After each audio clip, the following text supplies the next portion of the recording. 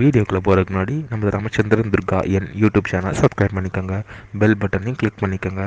மேலும் இந்த பதிவு பிடிச்சிருந்தால் லைக் பண்ணுங்கள், ஷேர் பண்ணுங்கள், கமெண்ட் பண்ணுங்கள். நன்றி.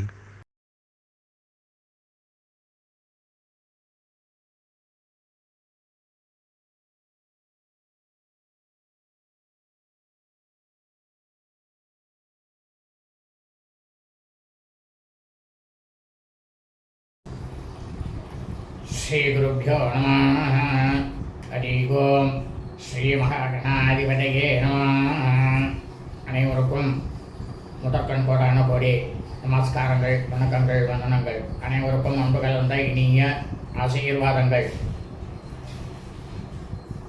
நமது ராமச்சந்திரன் துர்கா என்ற யூடியூப் சேனலிலே இன்றைய பதிவானது மிக மிக மிக மிக அதிமுக்கியமான பதிவு. அது என்னவென்றால், விஸ்வாவசு தமிழ் வருடம் ஆவணி மாதத்தில் நிகழவிருக்கும் சந்திர கிரகணம்,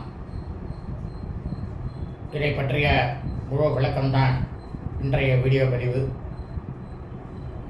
ஆகவே அனைவரும் அவசியம் இந்த வீடியோ பதிவினை ஆரம்பம் முதல் கடைசி வரை முழுவதுமாக பார்க்க வேண்டுமாயும் ஸ்கிப் செய்யாமல் பார்த்து கொள்ளுங்கள்.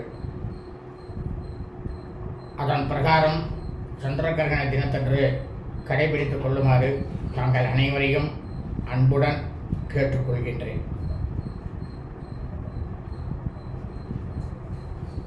ஸ்ரீராமஜெயம். சந்திர கிரகணம் 2025 பற்றிய முழு விளக்கம். விஸ்வாவசு தமிழ் வருஷம் ஆவணி மாதம் 22/5/5126 நாள் 7/9/2025 அன்றுதான் சந்திர கிரகணம். இந்த சந்திர கிரகணமானது ஆவணி மாதம் 22ஆம் நாள் 7/9/2025 ஞாயிற்றுக்கிழமை இரவு முழு பூரண சந்திர கிரகணமானது பாரத தேசத்தில் இருக்கும் பரதக்கண்டத்தில் இந்தியாவில் முழுமையாக நிகழ்கிறது. இந்த சந்திர கிரகணமானது சந்திர பகவானை ராகு பகவானாகப்பட்டவர் பிடிக்கிறார். ராகு கிரஸ்தம். இந்த ராகுக்கும் சந்திரனுக்கும், இந்த ராகு பகவானாகப்பட்டவர் சந்திரனுக்கு விரோதி. ஏன் விரோதி அப்படின்னா, அசுரர்களும் தேவர்களும் பார்க்கடலில் அமிர்தத்தை கிடைக்கும் பொழுது அந்த அமிர்தமானது வந்தது அசுரர்கள் கையில் கிடைச்சிது. ஆனால் அசுரர்கள் அதை சாப்பிடக்கூடாது என்று மகாவிஷ்ணுவாகப்பட்டவர் மோகினி அவதாரம் எடுத்து தேவர்களுக்கும் அசுரர்களுக்கும் கேள்விகளை கேட்டு அதில் யார் பதிலானது, அனைத்து கேள்வியாக 10 கேள்வி இருக்குன்னாக்கா அதில் யார் ஜாஸ்தியாக சொல்லியிருக்காளோ, நிறைய சொல்லியிருக்கிறார்களோ அவர்களுக்கு தான் இந்த அமிர்தம் அப்படின்னு ஒரு போட்டி நடந்தது. அதன் பிரகாரம் தேவர்கள் 7 கேள்விகளுக்கு பதில் சொல்லிவிட்டு அவர்கள் தான் அமிர்தத்தை பெறுகினார்கள். அசுரனாக இருக்கக்கூடிய ராகு பகவான், ஏன்னா அசுரர்கள் எப்படின்னாக்க எந்த மாதிரி உருவம் வேணாலும் எடுப்பான்.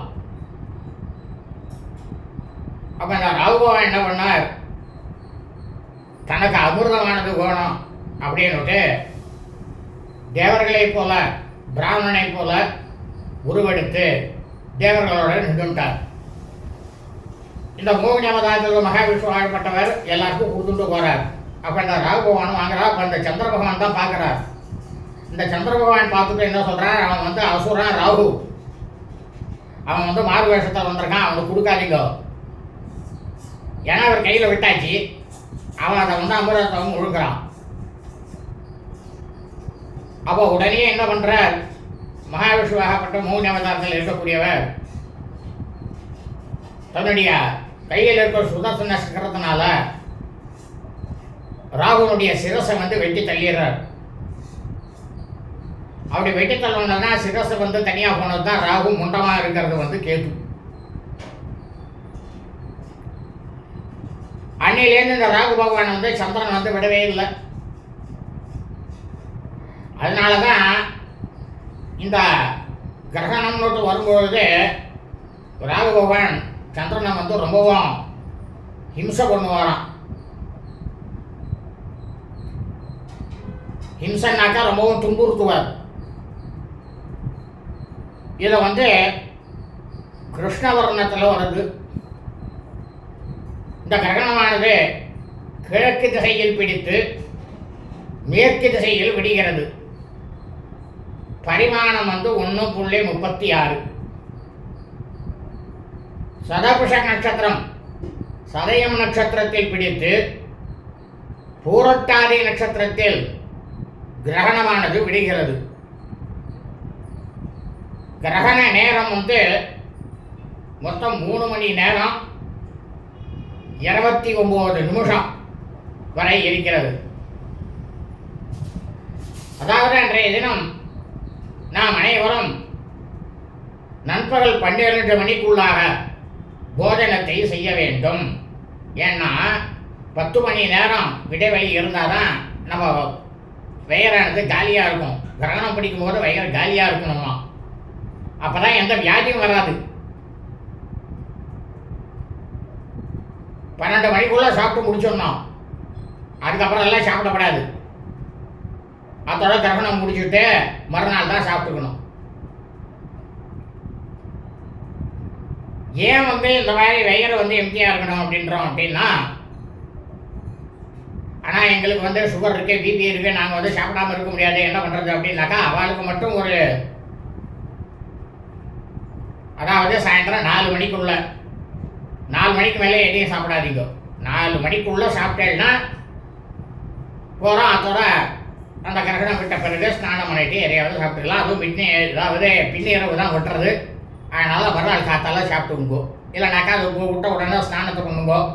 ஸ்நானத்தை பண்ணிவிட்டு ஏதோ ஒரு பாலோ காப்பியோ எதையாவது சாப்பிடுங்கோ. இந்த கிரகணத்தன்று வந்து இருக்கக்கூடிய பௌர்ணமி சிரார்த்தம் இருக்கணும். வருஷம் செய்யக்கூடிய பௌர்ணமி சிரார்த்தம், அதை மறுநாள் பிரதம திதி இருக்கும்போது பௌர்ணமி சிரார்த்தம் மற்றும் பிரதம சிரார்த்தம் இரண்டையும் செய்ய வேண்டும்.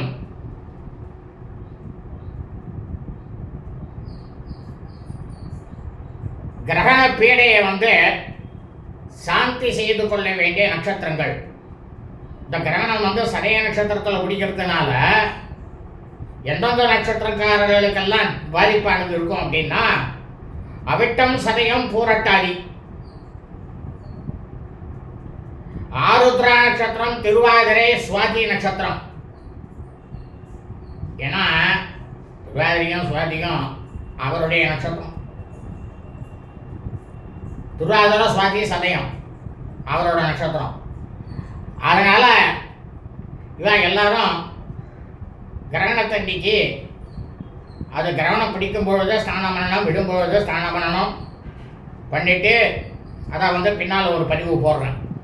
இதை கிரகணத்துக்கு வேண்டியது மட்டும்தான். நாம் அன்றைக்கி என்னென்ன செய்யணும், இதெல்லாம் செய்யக்கூடாதுங்கிற பதிவு அடுத்த பதிவில் வரும்.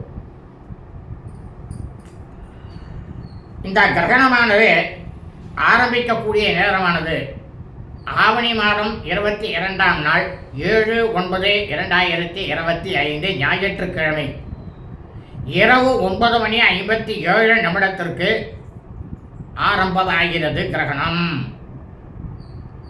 இந்த கிரகணத்தினுடைய மத்தியமம், அதாவது முழுக்கவும் அவர் பீடி பிடிச்சிட்டு அவர் வந்து பிடிக்கிறார். முழுக்கவும் சந்திரனாக மறைஞ்சுட்டு இருட்டாக இருக்கும். அந்த நேரமானது ஆவணி 22ஆம் நாள் 7/9/2025 இரவு 11:41 அப்போ மத்தியம காலம். கிரகணமானது மோட்ச நேரம். கிரகணம் எப்போ விட்டுடுறது, அதாவது இந்த 11:41 அவர் வந்து ராகு பகவான் அதை வந்து விட்டு விலகத்துக்கு பார்க்குறார். அது பார்த்தோன்னா ஆவணி மாதம் 22ஆம் நாள் 7/9/2025 ஞாயிற்றுக்கிழமை பின்னிரவு 1:26 கிரகண மோட்சமானது ஆறுது. அப்போ கிரகணம் முடிஞ்சுடுறது. எப்போ? பின்னிரவு 1:26. ஏன்னா இந்த கிரகணம் பிடிக்கிற நேரம் சீக்கிரமாக இருக்கும், மத்தியம காலத்துக்கும் சீக்கிரமாக போயிடும். ஆனால் அதை விட்டு வெளில வரத்துக்கு தான் நேரமாகும். ஏன்னா குளிர் இல்லையா? நாமளே இப்போ படுத்துட்டுருக்கோம், ஏசியை போட்டு படுத்துட்டுருக்கோம், குளிர் சாதனத்தை போட்டு. அதுலேருந்து எழுந்து வரத்துக்கு அவ்வளோ சிரமமாக இருக்கும். அந்த மாதிரி தான் இந்த ராகு விட்டு வரத்துக்கு மனசு இருக்காது. ஆனால் தான் விடுற நேரம் நிறைய நேரமாக இருக்கும். இந்த கிரகணத்தினுடைய பலன் என்ன? சந்திர கிரகணத்துடைய பலனானது இந்த பூலோகம் முழுவதும் எப்படி இருக்கும் அப்படின்னு பார்த்தோம்னா, இந்த ராகு பகவானாகப்பட்டவர் சதபுஷ நட்சத்திரம் சதயம் நட்சத்திரத்தில் பிடித்து பூர்வ புரோட்டம நட்சத்திரம், அந்த நட்சத்திரத்தை அதிபதியாக இருக்கக்கூடிய குரு பகவான் அவருடைய நட்சத்திரத்தை விடுவதனால் பூலோகத்தில் ஜலத்தினால் தண்ணீரினால் அழிவு ஏற்படும்.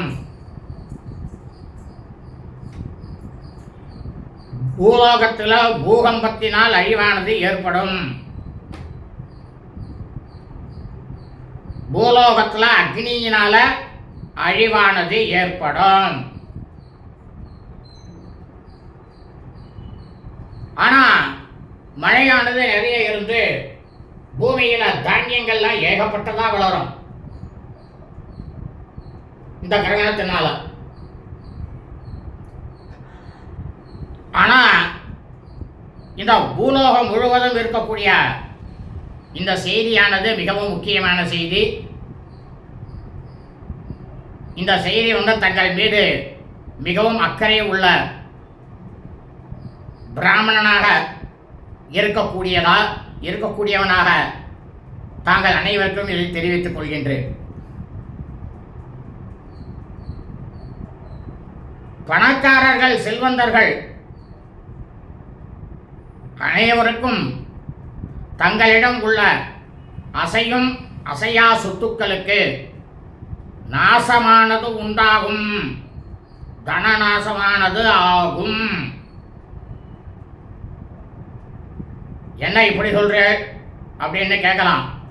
பணக்காரர்கள், செல்வந்தர்கள் அவர்கள் மீது எனக்கு எந்தவித பொறாமையோ எந்தவித பொச்சரிப்போ எதுவும் கிடையாது. பொச்சரிப்பு எதுவுமே கிடையாது. தாங்கள் நன்றாக இருக்க வேண்டும், இன்னும் மேன்மேலும் க்ஷமமாக இருந்து செல்வந்தர்களாக இருக்க வேண்டும். அதுதான் அடியனுடைய ஒரே ஆசை. இந்த கிரகணத்தை வச்சு தாங்களும் நன்றாக இருக்க வேண்டும் என்று தான் இப்பொழுது ஒரு செய்தியை சொல்லப் போகிறேன். அது என்னவென்றால், தங்களிடம் உள்ள சொத்துக்களை அப்படியே பாதுகாத்துக் கொள்ளுங்கள். அனாவசியமாக ஏகப்பட்ட செலவுகள் வரும், அனாவசிய செலவுகள் நிறைய வரும். எல்லாத்தையும் கொஞ்சம் போரம் தவிர்த்துக்குங்க. மிக மிக ஜாக்கிரதையாக இருங்கள் செல்வந்தர்களே. அது வியாபாரமாக இருக்கட்டும், எதுவாக இருக்கட்டும், ஒவ்வொரு அடி வைக்கும் பொழுதும் மிகவும் ஜாக்கிரதையாக வையுங்கள். தங்கள் மீது அக்கறை உள்ள ஒரு பிராமணனாக சொல்கின்றேன். இதைத்தான் நான் தங்களுக்கு தெரிவிக்க முடியும். அப்படி இருந்தீர்களே ஆனால் உங்களது செல்வமானது அப்படியே இருக்கும். மேற்கொண்டு ரொம்பவும் ஆசைப்பட்டு எதையும் விஸ்தீர்ணம் பண்ணாதீர்கள். இதை பற்றி அடுத்த பதிவிலே தங்களுக்கு விளக்கமாக பதிவிட இருக்கின்றோம். வாழ்க வளமுடன், நலமுடன், இனிய ஆசீர்வாதங்கள். லோகாஸ் சமஸ்தா சுகினோ பவந்து. சுபம் அஸ்து. எல்லாரும் க்ஷேமமாக இருங்கோ, சௌக்கியமாக இருங்கோ, சகல ஐஸ்வர்யத்தோட பிரமாதமாக இருங்கோ.